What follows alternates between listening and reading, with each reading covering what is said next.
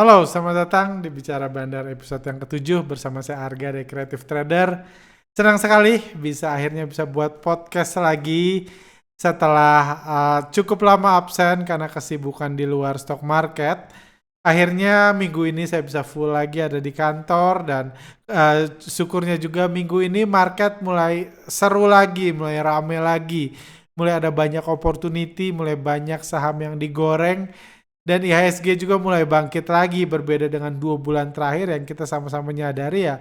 Marketnya nggak kemana-mana, saya mau maksain buat podcast pun nggak tahu mau bahas apa ya, karena gitu-gitu aja. Cuma sekarang kita tahu marketnya sudah semakin bergairah, IHSG sudah digoreng lagi, investor asing mulai masuk lagi, dan harapan kita ke depannya juga hal tersebut bisa terus berlangsung.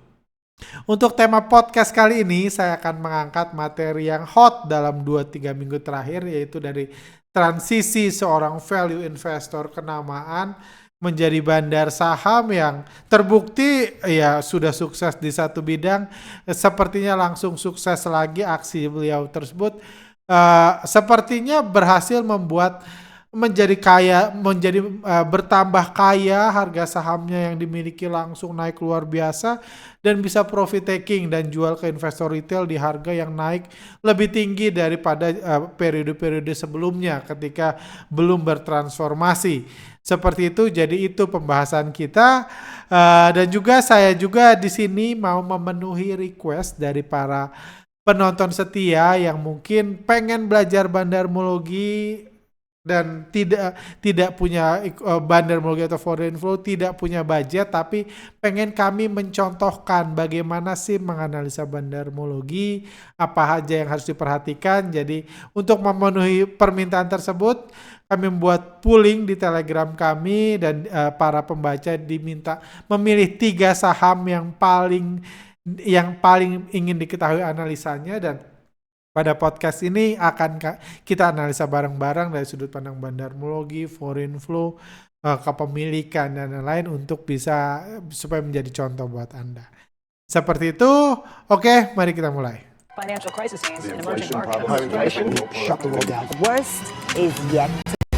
Anda boleh khawatir, boleh krisis, benar di luar sana krisis ekonomi, benar di luar sana BBM naik, itu semua benar. Tapi kita tahu semua itu cuma jadi kecap di bursa saham kalau asing masuk, karena bursa kita dikuasai oleh.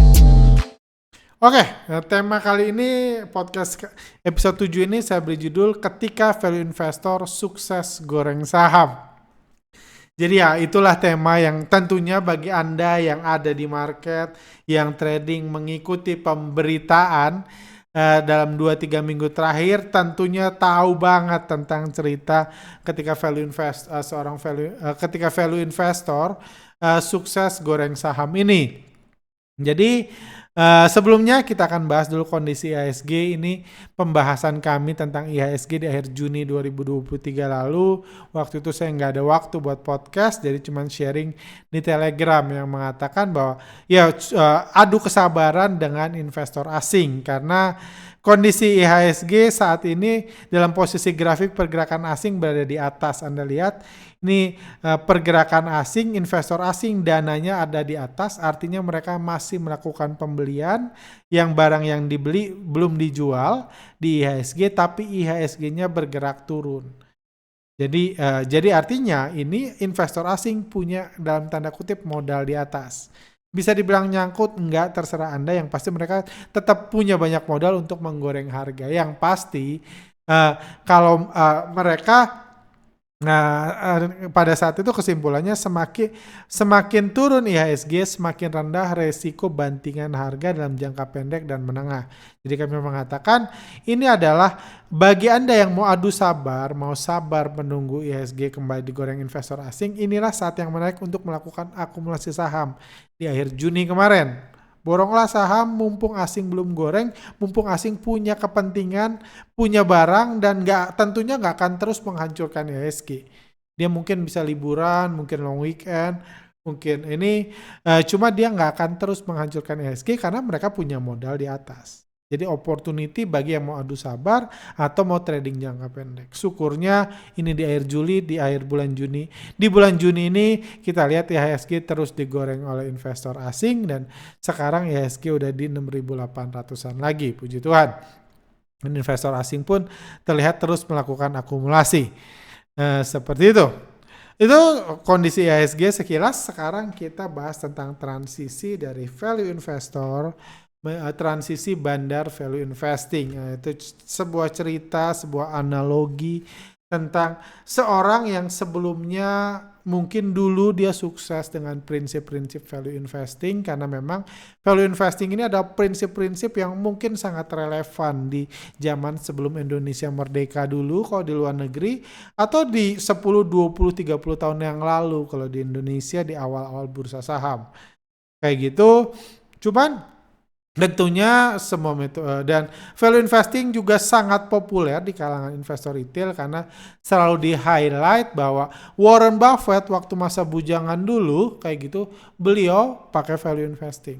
Tentunya itu dulu. Sekarang Warren Buffett udah nggak bujangan, anaknya aja sudah punya anak lagi, sudah umur 90 tahun. Tentunya beliau juga sudah tidak menggunakan value investing lagi. Dari semua action-action yang dilakukan beliau jelas beliau sudah tidak main value investingan lagi. Cuma tentunya itu terus diedukasi karena bagaimanapun Warren Buffett adalah sosok investor yang dijadikan panutan. Jadi metode sekarang kan nggak diajarin kan. Metode Warren Buffett sekarang tidak diajarkan. Metode jadulnya dulu aja waktu bujangan dulu itu yang di-highlight. Tapi value investing punya kelemahan. Kenapa? Value investing itu metode yang sangat pasif.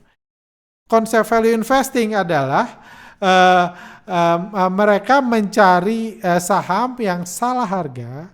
Jadi cari, Pak, lihat laporan keuangannya, lihat harga sahamnya, cari yang salah harga. Tapi misalnya ada ketemu saham yang kalau dihitung-hitung menurut perasaan, pikiran, perhitungan dia, harga wajarnya di 1.000. Tapi dia menemukan harga saham itu di 500. Berarti itu salah harga. Dia akan beli di 500. Setelah dari 500 diturunin sampai 200, nyangkut. Berarti makin salah harganya. Value investing akan meng-highlight ini saham salah harga. Kalau lu baca laporan keuangannya, lu hitung asetnya, PBV-nya, keuntungannya, ini saham salah harga. Valuasinya sudah murah, sudah undervalue. No problem dengan metode itu, cuma masalah value investing kenapa ini analisa pasif, meskipun harganya salah, bukannya diperbaiki. Jadi pasif doang, nyinyir doang. Kayak kritikus yang nggak memperbaiki apa-apa. Ini salah, pemerintah salah segala macam, tapi diem aja. Itulah kelemahan value investing. Udah tahu harga salah, wajarnya di 1.000, sekarang di 200.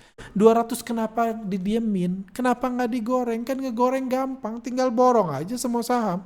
Jual rumah, jual mobil, jual itu, toh harganya salah.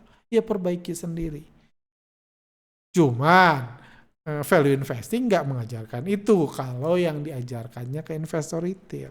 Kalau ketemu salah harga wajarnya di 1.000, sekarang di 500 beli. Kalau nyangkut di 200 ya sabar aja, tabah aja sambil menunggu, sambil berharap ada bandar yang sadar kalau harganya sahamnya salah, terus harga sahamnya digoreng ke 1.000. Ya harapannya cuma itu.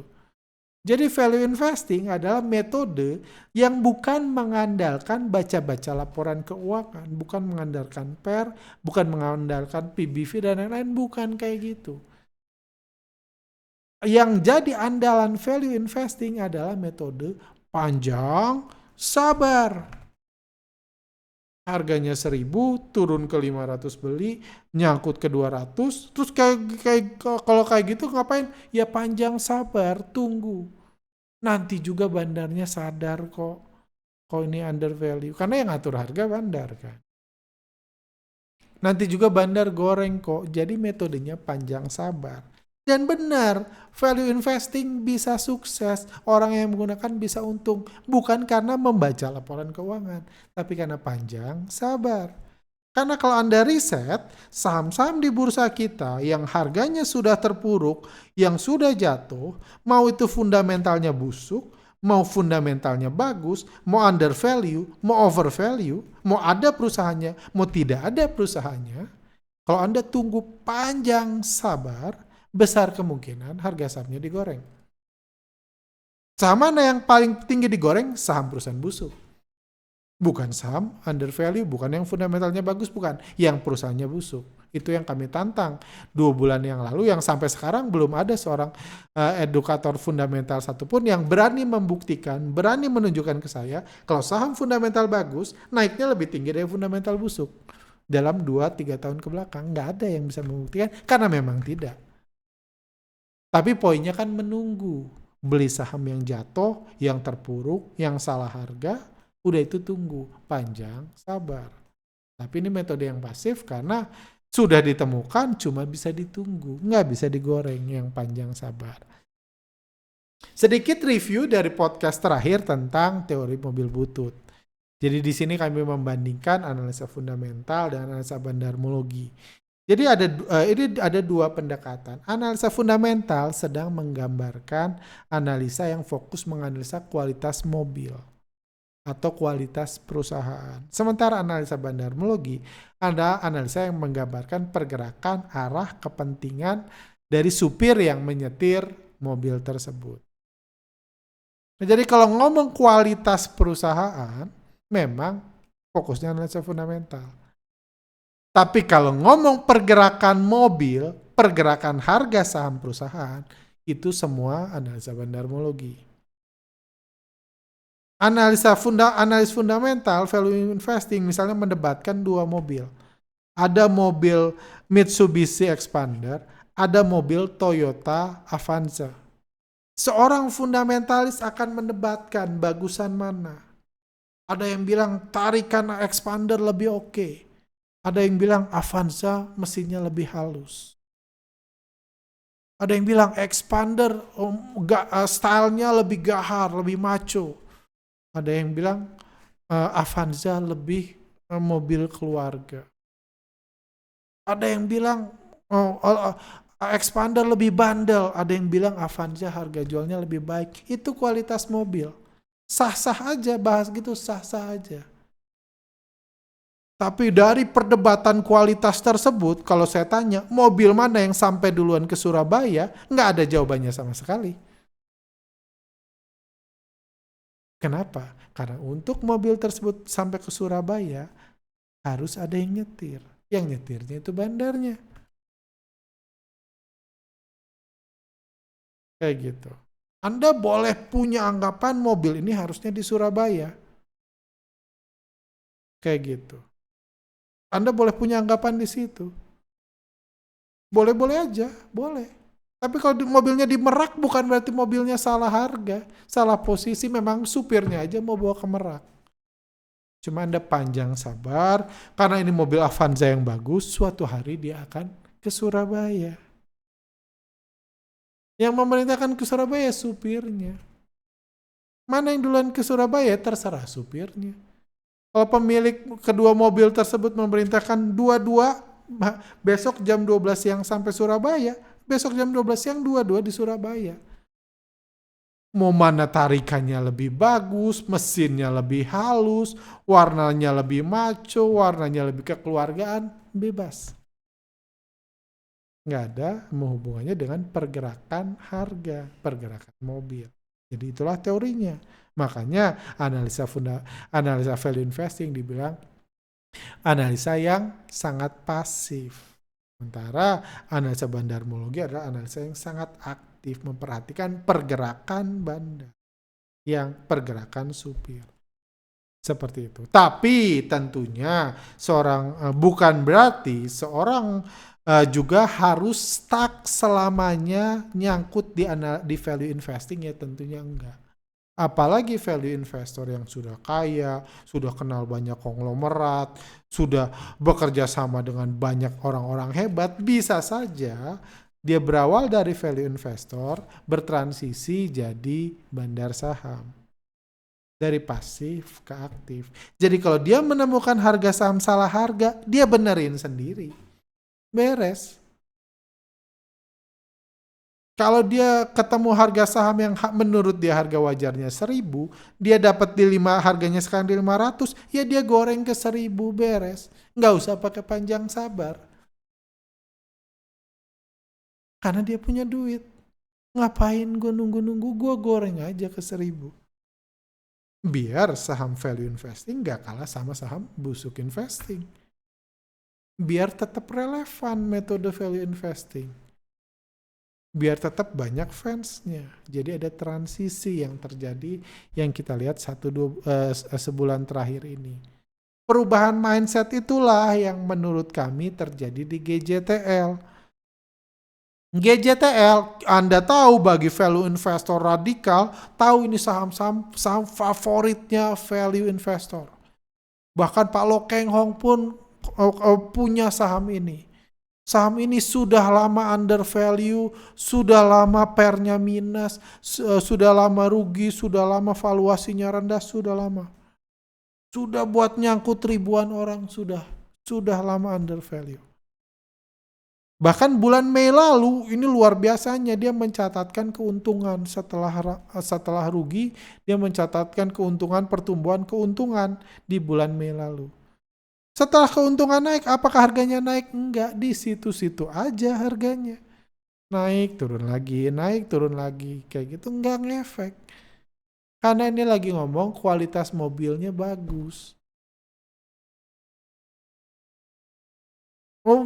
Jadi kalau value investor kere udah kayak gini ya udah sabar aja, panjang sabar, nanti juga naik lagi.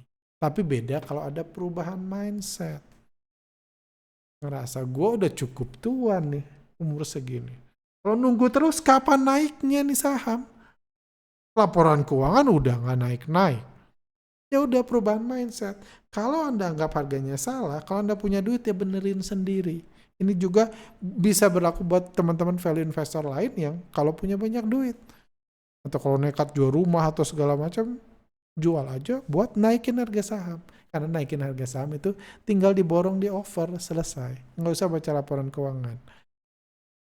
Dan menariknya, perubahan mindset ini terjadi bukan cuma di satu saham.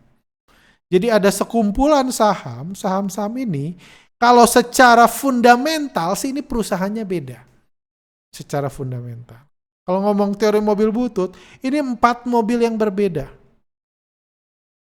Anggap ini HR-V, ini kereta, ini Outlander, ini Avanza. Atau Corolla Cross. Ini 4 SUV yang berbeda. Punya mesin yang berbeda, punya ban, semuanya beda. Tapi faktanya juga bagi value investor pun tahu, keempat saham ini dimiliki oleh bandar yang sama. Balik ke teori mobil butut, keempat mobil ini yang punyanya sama. Jadi yang punyanya bisa memutuskan, digoreng semua. Dia suruh aja 4 supir, semuanya ke Surabaya. Jam 3 sore besok semua udah di Surabaya. Mau dia kereta, mau dia HR-V, mau dia Outlander, mau dia Corolla Cross, akan semua sampai ke Surabaya. Karena yang nyetirnya supir, bukan merek. Saham-saham ini cuma mereknya aja beda-beda. Fundamentalnya beda, tapi semua digoreng dan semua dibantu. Dan ini tentunya berita yang sangat bagus buat para value investor. Karena sekarang value investor itu nggak harus korelasinya sama nyangkut sama panjang sabar. Sama saham yang nggak naik-naik. Salah mulu harganya. Karena sekarang saham-saham value investing bisa digoreng, bahkan bisa digoreng barengan. Seperti saham-saham busuk, saham-saham konglomerasi, saham-saham IPO bisa digoreng luar biasa dalam waktu singkat. Ini kabar yang sangat baik buat teman-teman yang selama ini baca laporan keuangan. Jadi ini satu kejadian yang tentunya sangat perlu kita respon positif, perlu kita apresiasi transformasi dari value investor ke bandar ini. Ini contohnya lain, kejadian juga yang di 2 minggu terakhir ada GJTL di satu hari naik 14,5%, BMTR naik 14,7%. Ini kalau orang nggak ngerti bilang ini satu perusahaan TV, satu perusahaan jualan ban, apa hubungannya? Hubungannya satu, yang ngegorengnya sama, bandarnya sama.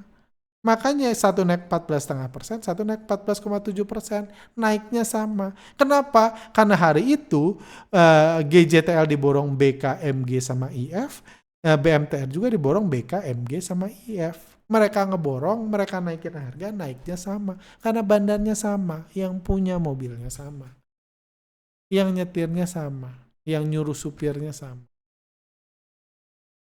Kayak gitu. Jadi itu indikasi bahwa memang sudah ada transisi yang positif. Berita yang sangat baik buat teman-teman value investor yang sama ini nyangkut, yang selama ini cuma bisa nyinyir saham gorengan yang naik gila-gilaan, dibanting gila-gilaan, sekarang saham Anda pun seperti itu. Seperti itu. Dan sama seperti saham gorengan atau perusahaan-perusahaan busuk lainnya, kadang ada waktunya digoreng, ada waktunya retail yang masuk dikarungin. Ada waktunya value investor yang beli dikarungin. Ini sama kompak dinaikin, ini ada 4 saham juga kompak dibanting bareng-bareng di hari yang sama. Sama seperti ketika sampai Surabaya, ownernya bilang, semua balik ke Subang, balik semua ke Subang. Meskipun Anda mengira tujuannya ke Bali, ya bukan urusan Anda, mobilnya bukan punya Anda. Seperti itu.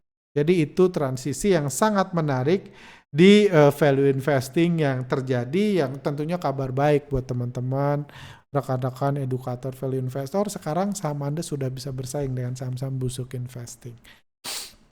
Topik lain yang juga menarik adalah hilangnya kepemilikan Bapak LKH di saham GJTL. Jadi Bapak LKH sebelumnya memiliki 5% saham, 5 sekian persen saham GJTL. Tapi karena harganya naik, tiba-tiba kepemilikannya hilang. Kenapa? Karena hilang karena dia jualan. Jadi ini dari data kepemilikan dari tools kami, Pak LKH itu punya 10% saham beredar GJTL. Kenapa punya 10%?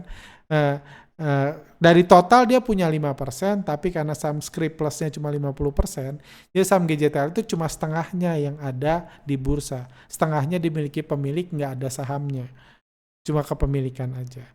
Jadi Pak LKH punya 10%, big player, ada Michelin punya 20%. Nah kita bahas. Jadi kenapa bisa hilang kepemilikan Pak GJTL?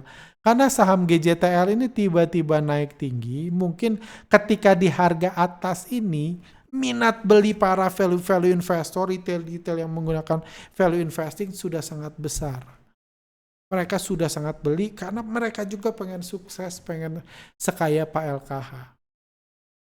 Dan ketika begitu banyak orang yang mau beli, tentu butuh ada yang jualan.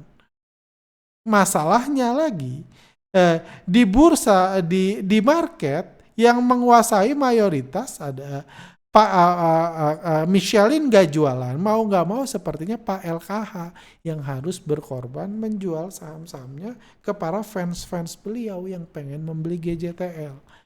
Jadi di harga puncaknya di sini beliau dagang pakai broker GR. Pada saat itu kepemilikan beliau masih di atas 5% total, jadi masih bisa terdeteksi. Harganya langsung ini. Besoknya kepemilikan Pak LKH hilang. Kenapa? Karena ternyata karena permintaan yang begitu besar, beliau harus berkorban menjual saham-saham yang beliau miliki ke investor retail. Jadi GR di sini jadi top seller, dia yang menyediakan barang, memenuhi minat para investor retail yang mau beli, beliau jualan. Semakin lama semakin jatuh kepemilikan sahamnya, nilai sahamnya juga beliau terus jadi, dan dilihat meskipun nggak ada data resmi lagi, ya sudah sama-sama tahu bahwa Pak LKH itu pakai GR, broker yang dipakai big player GR, dan di periode ini pun GR terus jualan. Dan kepemilikan Pak LKH hilang, artinya sudah di bawah 5%. Jadi nggak perlu dicatat lagi, nggak perlu dilaporkan lagi. Strategi jualan Pak LKH atas nama beliau itu sebenarnya bukan strategi yang wajar dilakukan oleh investor sejenius, secerdas beliau. Kenapa? Karena biasanya kalau mau jualan, apalagi seorang public figure, kalau dia mau profit taking, menjual sahamnya ke fans-fans dia, mereka pakai nama lain, pakai nama nomini. Satu contoh pembelajaran dari investor yang jauh lebih sukses dari Pak LKH, Pak Beni Cokro, itu dia punya ratusan nama nomine yang dia pakai untuk menjual saham yang kepada investor retail. Jadi kepemilikan beliau bisa diam-diam aja, tapi saham-saham yang milik beliau atas nama investor retail dijual. Jadi biasanya kalau mau profit takingnya itu nggak harus pakai akun dengan nama beliau. Bisa nama keluarga, nama istri, nama anak, nama adik sepupu, ponakan, pembantu, suaminya pembantu. Itu bisa semua dibuat akun saham, dibeliin saham, nanti ketika harga saham naik itu yang jualan. Jadi orang nggak langsung ilfil, misalnya gua beli karena ngikutin lu kok situ malah jualan. Nggak harus langsung kayak gitu kan. Karena kepemilikannya tetap sama, nggak berubah. Jangan tenang, dia bilang jangan takut kalau harga saham turun dikit. Kenapa? Jangan takut. Ya karena gua aja masih hold terus. Dia hold, saham istrinya, anaknya itu yang bisa jualan. Bisa, nggak harus. Bisa saham omnya, tantenya juga bisa. Nggak harus. Kayak gitu. Dan cuma jadi, tapi ya penjual, jadi terus pertanyaannya kenapa nama Pak LKH bisa hilang? Artinya kenapa beliau juga harus jualan di harga puncak? Pertama tadi karena minat beli retail yang terlalu besar, jadi semua pengen beli saham, ya harus ada yang menyediakan saham itu. Kedua mungkin karena saham-saham nominenya sudah habis.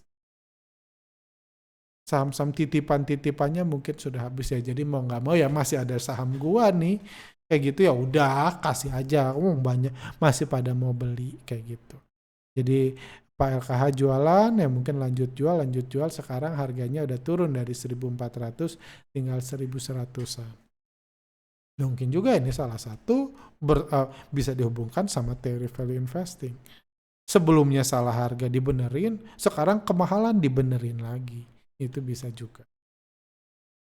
Kayak gitu. Dan kehebatan, kesuksesan Pak LK yang semakin kaya dalam beberapa sebulan terakhir ini membuat kami buat pooling. Karena kehebatan beliau dalam bermain saham, beliau semakin bisa disejajarkan dengan legenda-legenda pasar modal di Indonesia lainnya. Menurut Anda di antara 3 investor di bawah, siapakah yang paling hebat di masa jayanya? Pilihannya Pak Beni Cokro, sang legenda pasar modal Indonesia, dan Pak LKH. Di antara 3 itu 58% masih menganggap Pak Beni Cokro adalah investor individual terhebat di bursa kita. Setuju 100%.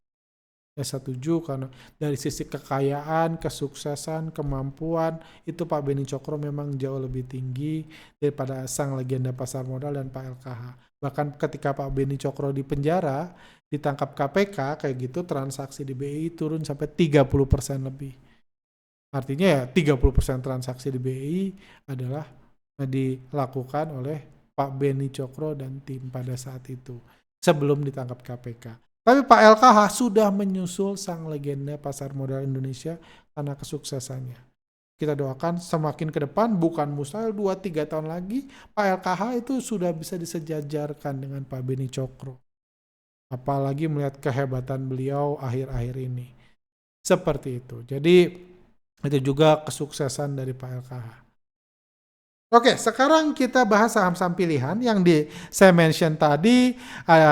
Dari beberapa pooling, ada pooling pertama adalah saham yang dipilih adalah saham-saham BUMN, ada JSMR, Pegas, SMG, dan seterusnya. Yang paling banyak dipilih Pegas. Mari kita lihat, mari kita contohkan analisa Bandarmologi, Forinfo, dan kepemilikan dari saham Pegas yang banyak di request. Gambaran harga saham Pegas, ini Pegas ada di 1.300 di 2022 lalu, digoreng sampai ke 2.000-an, terus dibalikin lagi ke 1.300. Pegas sendiri kalau kita lihat secara foreign flow dalam fase distribusi, jadi dilihat di sini investor asingnya terus jualan, dan ini menarik juga pembelajaran lain buat teman-teman yang mau belajar. Ini materi di workshop juga. Anda lihat ini sebelum cum date, sebelum pembagian dividen, investor asing terus jualan. Artinya apa? Artinya investor asing memilih untuk nggak dapat dividen jualan di harga atas. Daripada dia dapat dividen dan hold atau beli di harga ini, mereka prefer jualan. Anda lihat asingnya jualan. Itu wajar, jadi wajar setelah kumdate harga sahamnya langsung terjun bebas. Seperti itu gambaran itu di bulan Mei dan awal bulan Juni. Kayak gitu.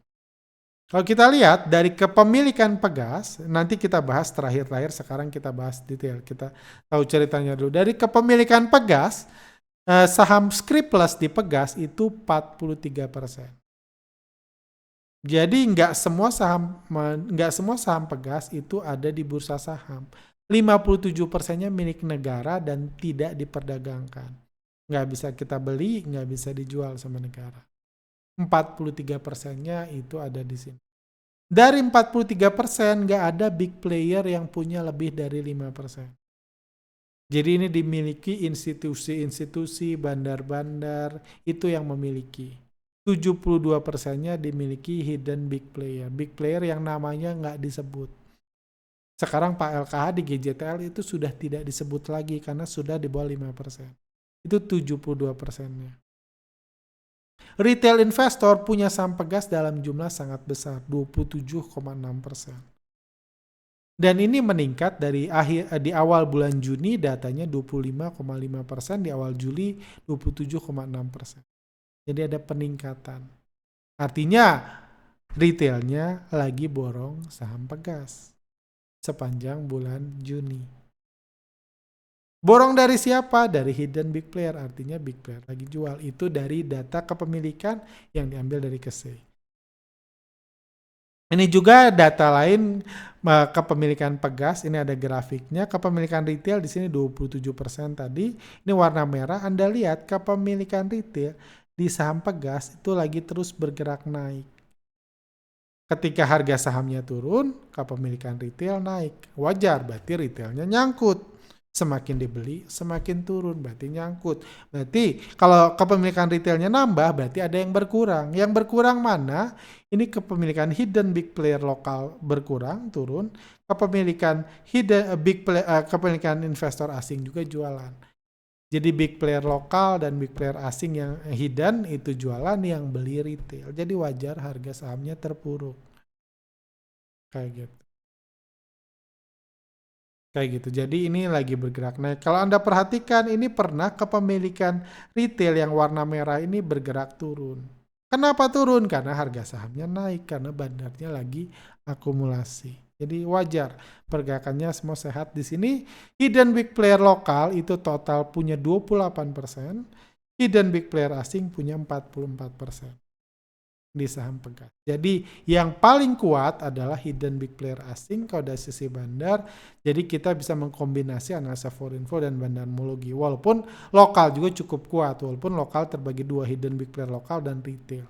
Retail yang ya korban lah seperti itu. Kalau kita lihat kondisi keuangan Pegas kinerja keuangannya trennya terus membaik. Di sini dari sempat rugi, untung 4 triliun, 5 triliun, dan akhir tahun ini diprediksi bisa untung 5,1 triliun lagi. Jadi punya kinerja yang sangat baik saham Pegas, jadi ini perusahaan yang sehat. Sudah lewat dari masa krisisnya, sekarang untungnya sudah triliunan lagi. Sempat rugi, sekarang udah triliunan lagi. Tapi kenapa harga sahamnya terpuruk? Masih balik ke valuasi, secara valuasi juga Pegas ini saham yang value investing banget. Karena dulu pernya ketika mahal 21, pernah 50, sekarang pernya cuma 6. Udah di bawah 10, udah value investing banget. PBV-nya juga sekarang 0,59, udah di bawah 1. Jadi secara valuasi saham Pegas sudah sangat murah. Kayak gitu. Terus kalau gini akan muncul pertanyaan masuk tema ini, apakah kira-kira saham Pegas akan digoreng seperti saham-saham value investing yang digoreng minggu ini? Apakah ada konglomerat value investor yang akan masuk ke saham ini, mengajak para followernya untuk beli, digoreng, nanti dijual di atas? Apakah itu akan terjadi? Karena kalau ngomong PER dan PBV-nya ini sudah layak, bahkan sudah lebih murah dari saham-saham value investing yang digoreng 2 minggu terakhir ini. Kenapa Pegas nggak digoreng?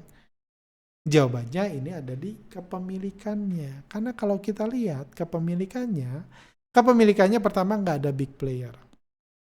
Saham ini mayoritas dikuasai oleh negara. Kalau ada bandar lokal main-mainin saham negara, kalau negara nggak suka ditangkap KPK. Kalau harga sahamnya dibanting, negara nggak suka ditangkap KPK, dianggap merugikan negara. Jadi itu aja udah warning pertama. Nggak sembarang value investor, nggak sembarang bandar. Ini apalagi yang namanya jelas-jelasan kelihatan. Kalau ini kan nggak ada yang kelihatan kan namanya. Kalau yang jelas-jelas kelihatan tentunya bisa dijadikan kambing hitam. Itu satu. Nah itu kecil lah kemungkinan, cuma ada, kita nggak bisa mencoret itu. Kedua adalah kalau big player mau masuk, value investor mau masuk, value investor konglomerat mau masuk, dia mau mengambil barang siapa? Karena barang negara nggak mungkin, nggak bisa dijual kan. Berarti dia ngambil barang hidden big player. Pertanyaannya buat apa hidden big player ngasih barang ke value investor? Karena yang selama ini terjadi adalah pemilik perusahaan ngasih barang ke value investor sebagai brand ambassador. Yuk biar sama-sama nanti naik, sama-sama dibeli retail, kita sama-sama bisa profit taking. Mereka yang ngasih. Mereka yang memiliki saham memberikan yang memiliki skill dan memiliki nama. Mereka sekarang hidden big player ini kerjanya udah ngegoreng saham. Udah bertahun-tahun udah ngejatuhin ke 1.000, dari 6.000 ke 1.000, digoreng ke 2.000, dijatuhin lagi. Mereka nggak butuh sosok-sosok brand ambassador yang harus dibayar pakai saham. Yang menggoreng saham pegas mereka nggak butuh. Jadi value investor juga nggak mau masuk ke saham ini. Value investor konglomerat yang bisa ngegoreng harga nggak mau masuk ke saham ini. Big player juga nggak mau. Jadi nggak ada barang. Jadi saham ini valuasinya boleh murah, tapi saya sangat yakin tidak akan diborong oleh value investor kenamaan yang terkenal, yang followernya banyak. Nggak akan. Mereka akan cari saham-saham lain. Mendingan busuk deh. Nggak apa-apa rugi asal PR-nya di bawah 10. Nggak apa-apa, nggak pernah bagi dividen. Pegas bagi dividen untungnya besar. Cuma mereka nggak bisa ngebandarin saham ini. Simpelnya itu. Ngapain dibeli? Kalau mereka goreng yang happy, big player malah hidden big player lokal, retail malah happy. Mereka happy ngapain? Mendingan cari saham baru. Kayak gitu. Itulah Pegas. Jadi saya sih nggak merasa Pegas ini layak masuk saham list value investing yang akan digoreng-goreng dalam waktu dekat. Dipom-pom oleh para influencer. Secara bandarmologi, kalau kita analisa dari pergerakannya, ini menarik dari bulan Juni sampai Juli harganya itu lagi terpuruk di bawah. Kita tinggal lihat, ketika terpuruk di bawah ini, kalau bandar mau akumulasi, pembelinya akan diisi oleh broker-broker yang biasa dipakai bandar. Karena harganya udah murah nih. Udah dari 1.300, goreng ke 2.000, sekarang udah dibanting 1.300. Kalau mereka mau buyback, ini udah murah harganya. Perusahaannya bagus. Cuma kita lihat siapa yang beli dalam periode ini. Periode ini yang beli paling banyak YP, retail banyak di situ. GR ya ada retail ada enggak, CC ada retail ada enggak, KK retail banyak di situ. DR retail banyak, PD, XL, XC, EP, semua broker-broker retail borong di harga bawah. Berarti di bawah ini yang borong retail. Yang jual malah broker-broker bandar. ZP, BB, BK, DX, RX, MG, broker-broker bandar yang jual. Berarti di bawah ini meskipun harga sudah murah, bandar masih jualan. Makanya tadi kita lihat kepemilikan retail di bulan Juli, di sepanjang bulan Juni juga bertambah. Dan bulan Juli ini kemungkinan bertambah lagi. Seperti itu. Ini dari pergerakan bandar. Kalau kita lihat seminggu terakhir juga retail dari tanggal 10 sampai 14 Juli retail masih tercatat dalam posisi net buyer. Berarti retail masih banyak yang beli, bandar masih banyak yang jual. Hal menarik terakhir pada perdagangan 14 Juli hari ini itu ada pembelian besar yang dilakukan oleh investor asing di saham Pegas ya cukup besar Anda lihat di sini. Jadi hari ini ada pergerakan signifikan. Kalau kita lihat broker summary-nya juga yang beli tiba-tiba berubah. Tadi kan kita retail, broker-broker pahlawan bursa yang beli. Sekarang ada AK, BK, YU, CC, ZP. Ini broker-broker besar yang memborong saham hari ini, saham Pegas. Kayak gitu. Jadi kesimpulannya kita ambil sisi negatif dan positifnya. Sisi positifnya harga Pegas itu sudah sangat rendah kalau dibanding saham BUMN sehat lainnya.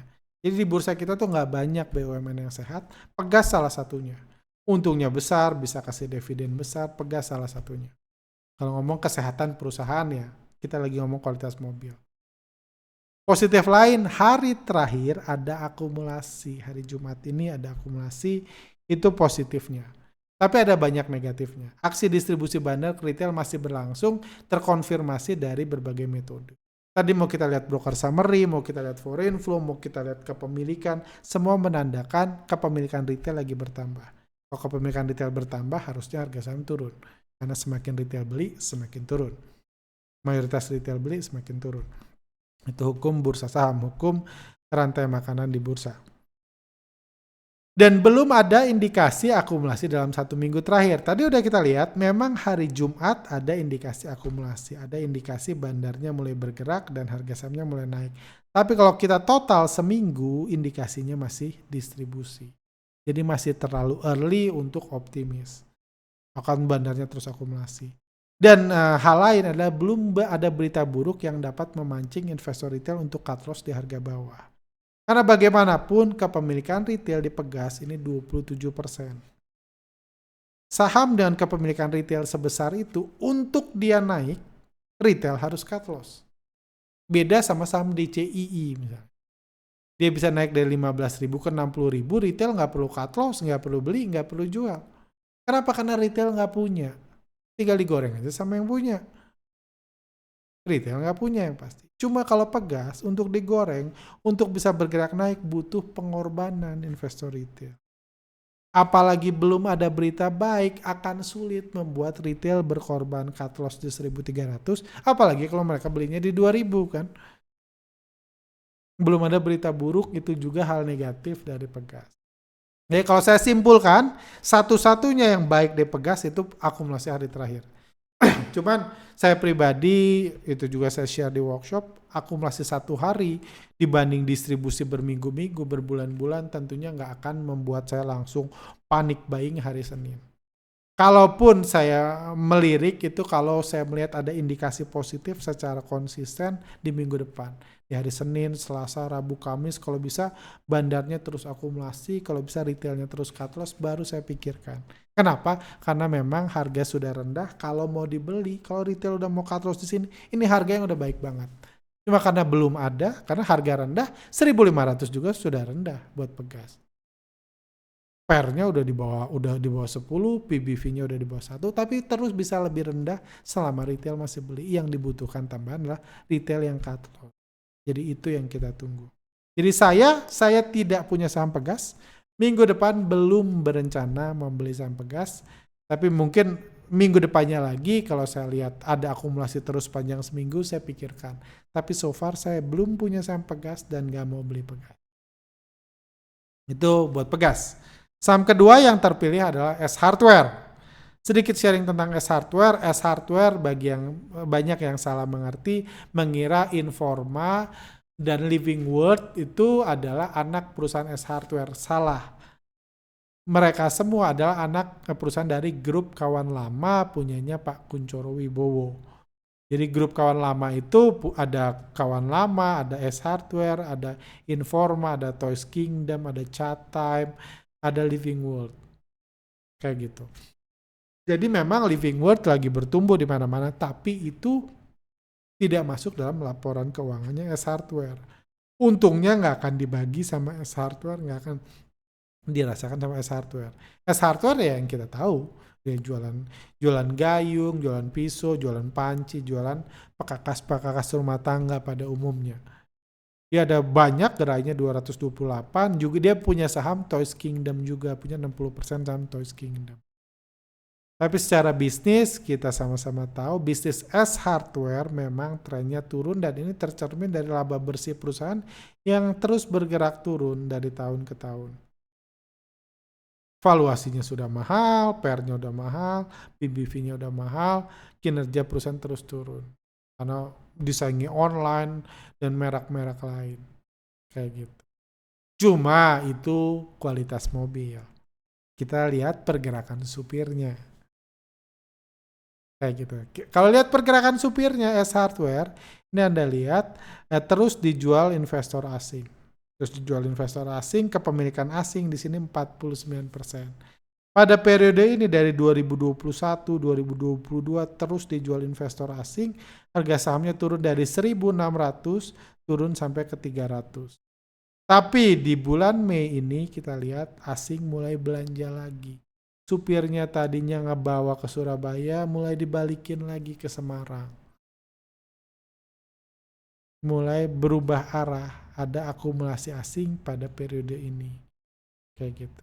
Berapa persen kepemilikannya? Scriptless-nya 40%, hidden big player-nya 69%, retailnya 30%. Jadi ini hal lain dari S Hardware, kepemilikan retail di saham ini juga tinggi banget. Kenapa? Karena memang sudah dibuang habis-habisan sama bandar selama bertahun-tahun. Kepemilikan retail 30,9%. Tapi positifnya ini turun dari 31% kepemilikan retail bulan sebelumnya. Anda lihat ini harga sahamnya, ini kepemilikan retail yang merah, kita lihat ini terus bergerak naik seiring dengan harga yang semakin hancur, tapi di sini yang merah kepemilikan retailnya turun, walaupun sekarang masih 30%. Seperti itu. Yang akumulasi dari foreign flow terlihat jelas, investor asing melakukan pembelian membuat harga saham ini naik. Kalau kita dari ini kita dimulai sejak bulan Mei. Kalau kita lihat di bulan Juli, kita lihat broker summary-nya juga dari 1 Juli sampai 14 Juli. Yang borong ada CS, ZP, BB, EP, NI, AZ. Mayoritas masih broker-broker bandar, broker-broker institusi yang borong. Sementara retail-retail itu ya mendukung lah untuk menjual saham ini selama bulan Juli sehingga harga sahamnya masih terus bergerak. Seminggu terakhir dari tanggal 10 sampai tanggal 14 belum ada indikasi apa-apa. Bisa dibilang bandarnya liburan, ya transaksi bayar dan seller sama kuat. Tapi hari Jumat ini, kembali lagi hari Jumat ini, kalau kita lihat ada pergerakan menarik. 4 besar buyer terbesarnya itu semua broker institusi. Dan retail-retail mulai lanjut jualan lagi. Dan harga sahamnya nggak naik hari ini. KK, PD, YP, XY mulai jualan lagi. Kenapa? Karena saham ini untuk naik, untuk rally, retail boleh harus berkorban. Itu syaratnya. Karena kepemilikannya lebih dari 30%. Jadi itu sangat penting. Jadi sangat penting melihat retail-retail berkorban seperti ini kalau kita berharap ininya naik.